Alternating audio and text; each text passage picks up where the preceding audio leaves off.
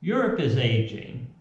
Over the next decade and a half, the proportion of the population which is over the age of 65 will rise from 1 in 5 to about 1 in 4. In many ways, this represents great advances in medicines and lifestyles because it means that more people are living healthier and longer lives than in any other time in history.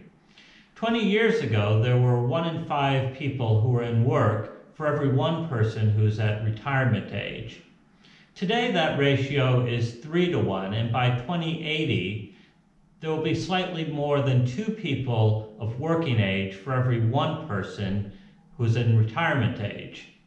Now, this represents huge economic and social challenges for business, government, and trade unions in terms of securing the long-term sustainability of pension systems, ensuring skills and labor are available to meet business and societal needs, and helping older workers pursue endeavors both inside and out of work, while at the same time supporting younger people in pursuing jobs which are secure, fulfilling, and provide a decent wage. Older workers can be an asset to businesses that they work for in terms of filling labor gaps, contributing their skills to business challenges, and passing their knowledge on to younger colleagues. In many parts of Europe, older workers are already delaying retirement, and many employers are finding new ways to use their skills and knowledge through, for example, mentorships and knowledge management systems. In a survey which the Center for Research into the Older Workforce in the UK carried out, over 80% of people over the age of 50 said that they would be willing to delay their own retirement if they were able to find work which is both rewarding and makes good use of their capabilities. And that is the real challenge for workplace active aging, delivering work which older workers value and is intergenerationally fair. Here in the UK, there are about 1.5 million older workers who are in underemployment, in other words, jobs which are below their skill levels and below the pay that they would expect. Underemployment is not only tragic for the older person, but is a huge waste of skills and knowledge for businesses and the economy as a whole. Older workers want a variety of things from work. While many people are happy to stay in the work that they're doing as long as possible, others want to take up new challenges, and they want help in making a change of jobs through, for example, retraining. Many older workers are carers for grandchildren, for elderly relatives, and sometimes even for both, and they need flexibility in order to balance their home and work responsibilities. Around 2 in 5 people over the age of 50 are living with at least one long-term health condition, but with some support from their employers in terms of how work is organized, they can stay productive and valuable in work. Many simply want the chance to talk to somebody, a career advisor, for example, to help them map out their plans both before and after retirement. Now, social dialogue can help deliver these in the workplaces in terms of meeting new challenges to an aging labor market. This is why in 2017, European-level social partners, including Business Europe, ETUC, Eurocadres, CEEP, and the European Association of Craft and Small and Medium-Sized Enterprises, agreed a set of principles for delivering workplace active aging and intergenerational solidarity. This is an agreement to implement national, regional, and company-level initiatives to take a life cycle approach to productive and sustainable working.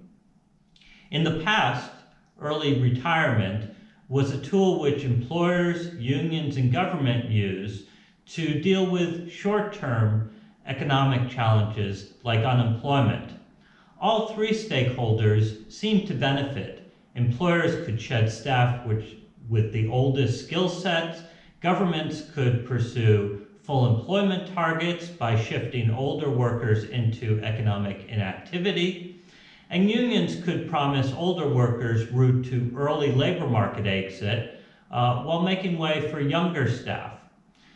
Now, labor sociologist Bernard Ebbinghaus called this a collusion towards early retirement because all three stakeholders seemed to benefit in the short term, even though the policy wasn't sustainable over the long term.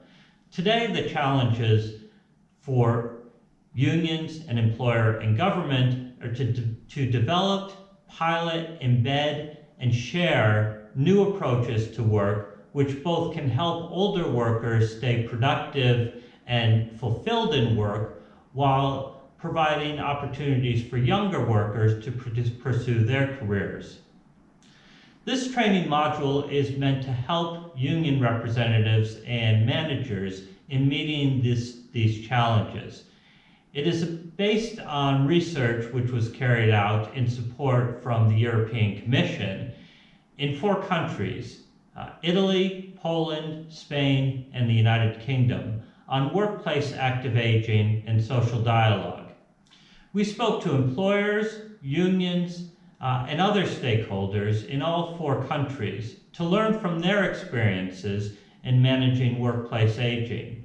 They shared ideas, examples of good practice, and processes for starting a dialogue on active aging, which takes into account both the demands of business and the needs of workers.